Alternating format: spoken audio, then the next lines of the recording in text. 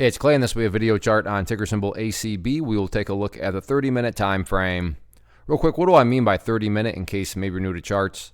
Instead of each one of these candlesticks here representing 1 day's worth of price action, which is what you would normally see, each one represents 30 minutes. So this here may look like several days worth of time. It's actually today's price action broken down into 30-minute time slices.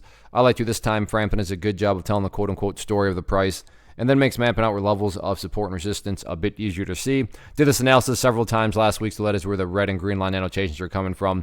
But after today's price movement, I'm going to do quite a bit of house cleaning actually and get rid of these lines up here. Sure, these levels still pertain. They're just not relevant right now. And from a presentation standpoint, I don't want to risk causing clutter and confusion because there's lines everywhere you look. So let's try to keep this as clean as possible going forward. The first update, though, that does need to be made comes about based on a foundational rule in charting, which states when levels of support are broken and closed below, they tend to act as resistance. So $4.40, one of the newest areas of resistance, keep an eye on.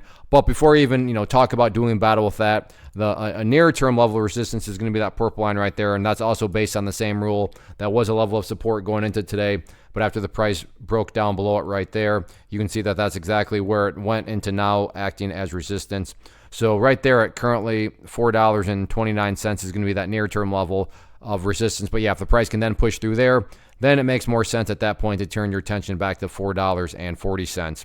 Now, what about levels of support, given that those levels have been broken that we just talked about? Next key level of support to keep a close eye on going forward is going to be right down there at the 405 mark. Quite a bit of a track record right around that 405. You can see right there, acted as support, and again acted as support. So I'm not saying the price is headed down there, but if it does go down to 405, that's definitely an area that you would want to see hold strong, for the reason of, again, I'm not saying this is guaranteed to happen, but if the price were to get broke, fall down through 405, then it wouldn't be shocking, again, not a guarantee, but it also wouldn't be shocking to see the price revisit the 385 mark, because you look back here and there just simply isn't any other big levels of support, whereas you get down to 385, and then, yeah, you do have more of a support right there since that was the previous lows. But that is why I would consider 405 a very important level. But as of now, like I said, the price hasn't even tested 405, but those are definitely the levels of support to keep an eye on going forward. So the week is young, still 4 days left. Let's see how this continues to play out.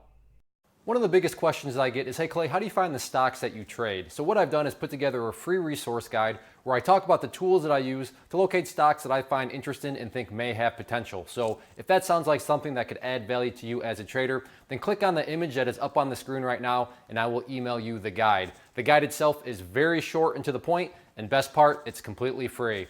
Thanks for watching the video. Let me know if you have any questions.